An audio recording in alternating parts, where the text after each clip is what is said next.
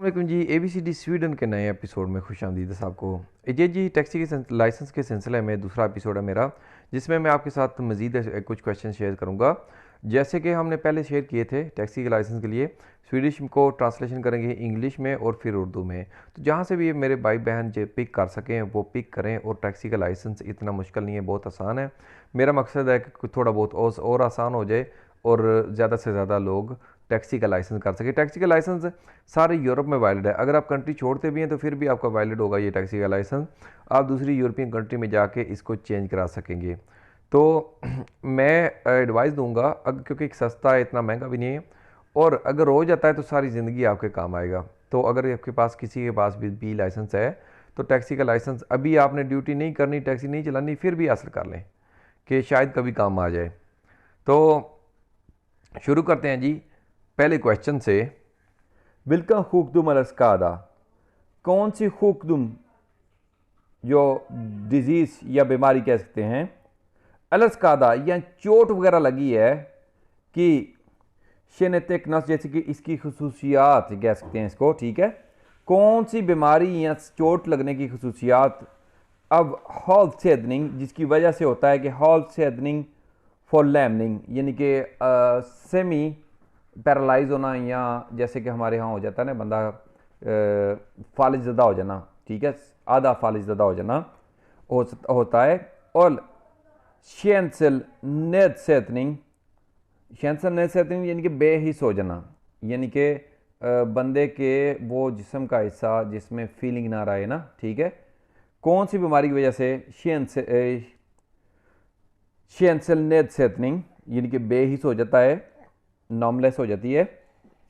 Okay ताल रोबनिंग, और जो स्पीचिंग डिसऑर्डर यानी कि बोलने की, जो स्पीच करने की प्रॉब्लम आती है बंदे को, ये कौन सी बीमारी की वजह से होती है। चार बीमारी जैसे कि इन्होंने नीचे दिखाई हुई हैं।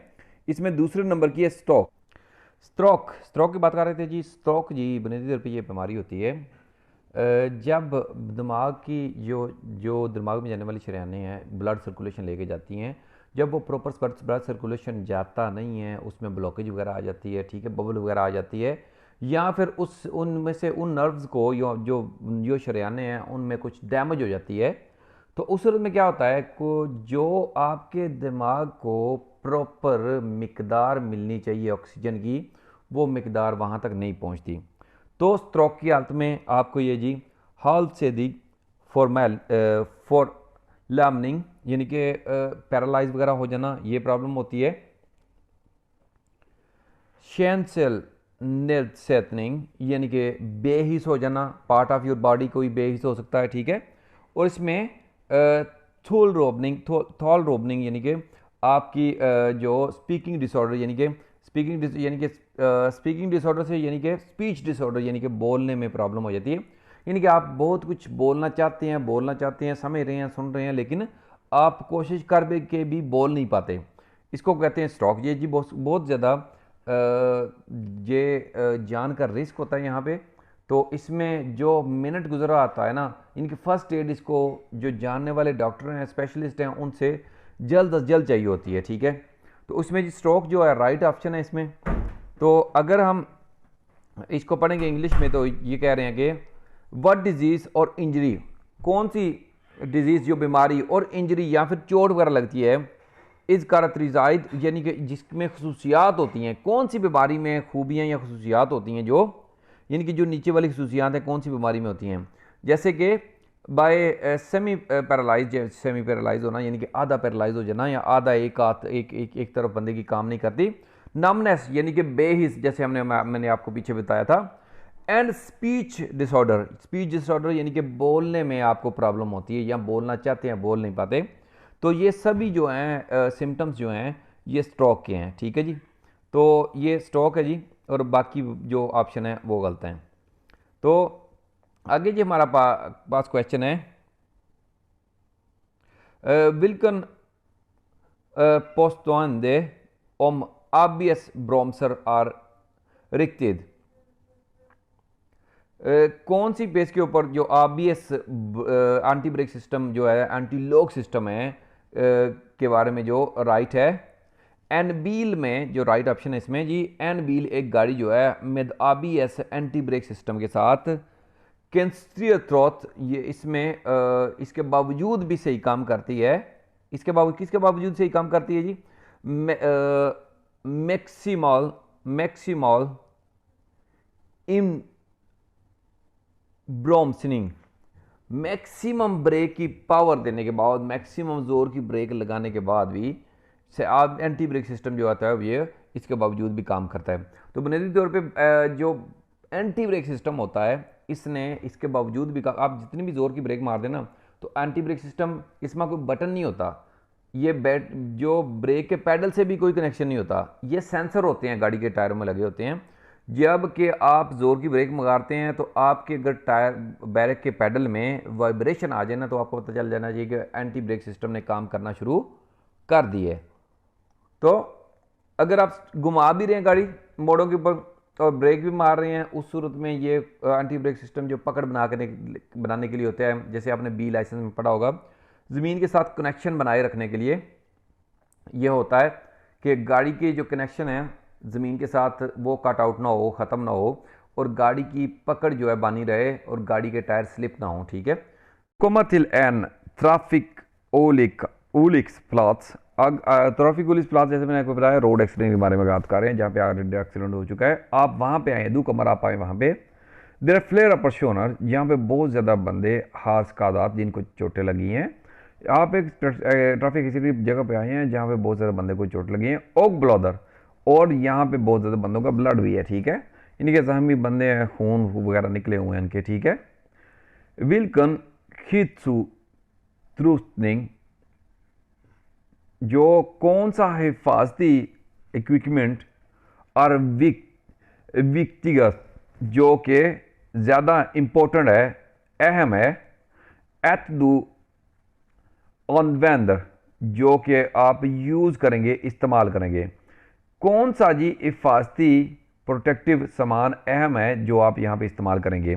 तो यहाँ पे जी 4 ऑप्शन हैं इनसे जिसमें चीज़ें बताई गई हैं। दूसरे नंबर पे, बी नंबर पे, गोमी हांसकर यानी कि रबड़ के दस्ताने या ग्लव्स वगैरह कह सकते हैं इनको। ठीक है, रबड़ के दस्ताने या ग्लव्स वगैरह। आप वहाँ पे आके हेल्प करना चाहते हैं तो क्या करें, रबड़ ग्लव्स आप इस्तेमाल करें और इनकी हेल्प करने की कोशिश करें। You come to a traffic accident side, traffic accident side पे आप आते हैं, where several people have been injured, जहाँ पे कई बंदे जहाँ पे जख्मी हो गए हैं, एंड आर ब्लीडिंग, और खून बह रहा है उनका। विच प्रोटेक्टिव इक्विपमेंट, कौन सा प्रोटेक्टिव जो चीज़ है, is most important to you use, कौन सी इंपॉर्टेंट चीज़ है जो आपके लिए इस्तेमाल करनी है आपको, कौन सी इंपॉर्टेंट चीज़ है? जैसे हम नीचे पढ़ चुके हैं पहले ही, रबड़ ग्लव्स यानी कि रबड़ के दस्ताने वगैरह आपने इस्तेमाल करने हैं। ठीक है। तो अगला क्वेश्चन है जी, वाद आर फोबी क्या है जी? जैसे कि इस्लामोफोबिया में आप फोबिया सुना होगा, ये वो भी फोबिया है। तो ये फोबी क्या है जी? दूसरा ऑप्शन है जो दुरुस्त है, N Starc ओवरड्रीवन red स्ला for an साक, एक चीज से स्टर्क बहुत ज्यादा डर जाना, एग्जिजरेटेड लेवल के ऊपर डर जाना, यानी कि बहुत ज्यादा डर जाना एक चीज से, अलर सितुआखून, या फिर एक सिचुएशन से डर जाना, उसको बोलते हैं जी फोबिया।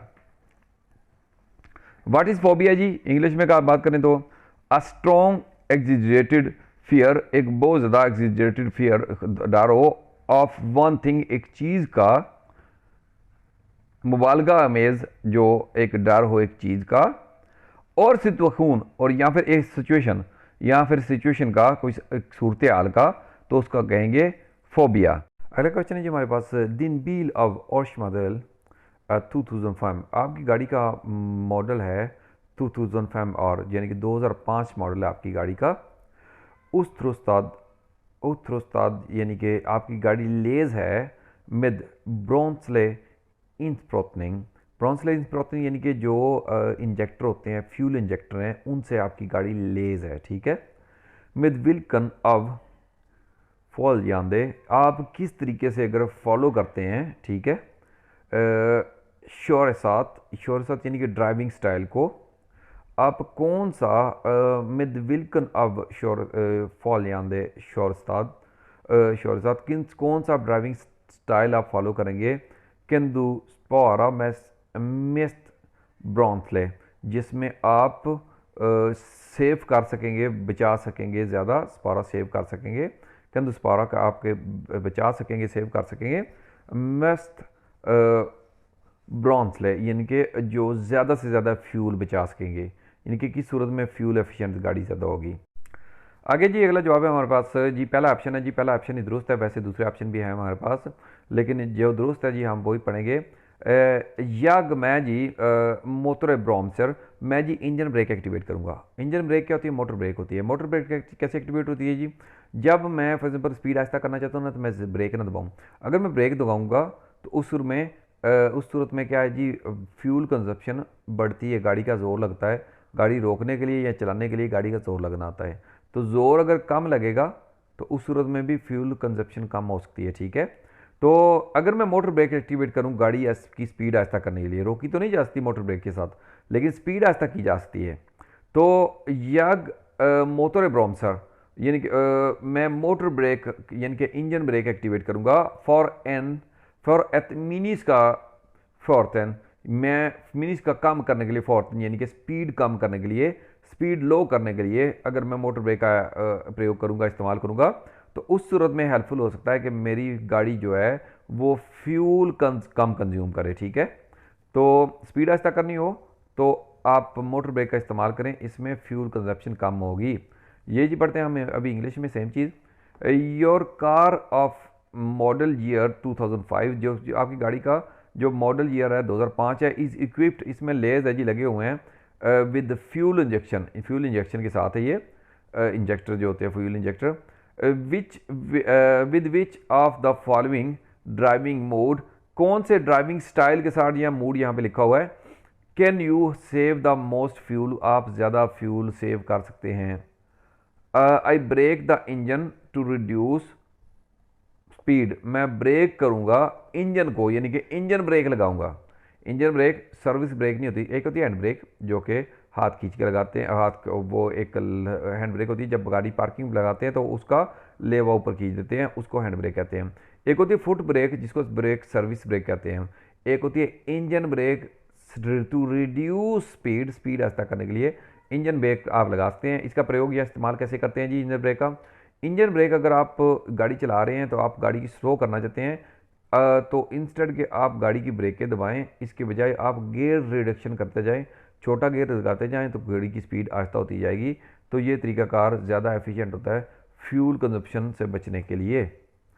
अगला क्वेश्चन है जी, विल्कन और देन विक्तिगत यानी कि अहम जो अनलेदनिंगन, इनकी अहम वजह है तिल एथ दू इनते बोर अवेंदा कि आप ना इस्तेमाल करें, ना यूज़ करें मोबाइल टेलीफोन नोर दुशोरा टैक्सी, नोर दुशोरा जब आप शोरा ड्राइव कर रहे हैं टैक्सी।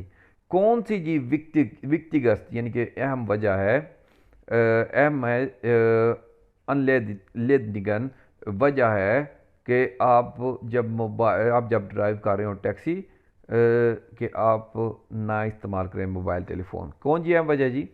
अहम वजह जी ABCD जो आपको ऑप्शन 4 मिलेंगे, लेकिन राइट ऑप्शन है जी यागबलीर मींद्रे, यागबलीर मैं हो जाऊंगा मींद्रे कम, उप मार्क्सम मैं, इसकी वजह यह है कि मैं कम तवज्जो दूंगा, ठीक है। पा ओवरिग ट्रैफिक, दूसरी जो ट्रैफिक है, दूसरे लोग हैं जो दूसरी ट्रैफिक है रोड के ऊपर, मैं उन पर मींद्रे तो कम उपमार्क्सम यानी कि कम तवज्जो दूंगा उन दूसरों के ऊपर। तो ये जी मेन वजह है। इसकी अभी इंग्लिश पढ़ेंगे।